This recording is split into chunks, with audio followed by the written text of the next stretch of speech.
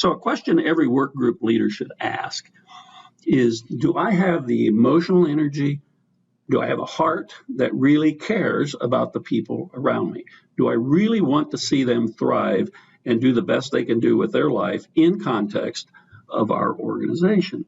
Now, for me, this is not a rhetorical question. I'm not just talking to you, I'm talking to myself. I am a very hard-driving, goal-oriented person, and it's very easy for me to see people around me just as a means to an end.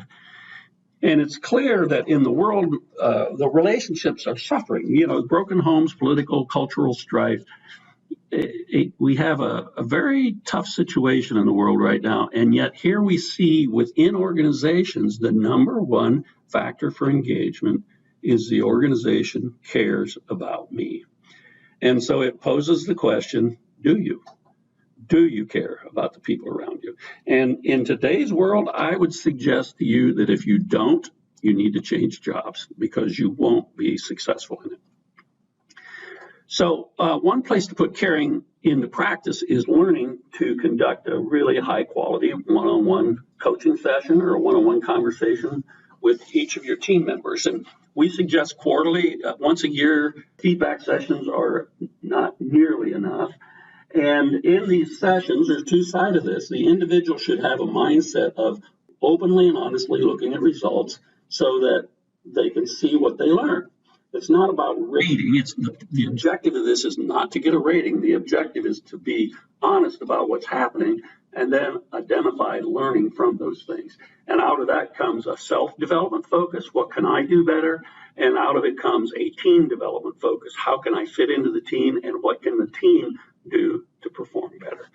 And on the manager side of the equation, continuing to have a mindset that this is about growth. This is about developing the individual and the organization. The primary motive is not grading, it's growth. Another objective for a manager is to provide outside insight. You know, I think it was C.S. Lewis who said a fish is a last to discover water. And the point is when you swim inside your pool, so to speak, then that's all you know. And so one of the values of a manager is to be able to step back and show and encourage and give insight to someone about things they could not see about themselves. Also to have a mindset of how can I help you? My job is to equip you to do better. And how can I help the team?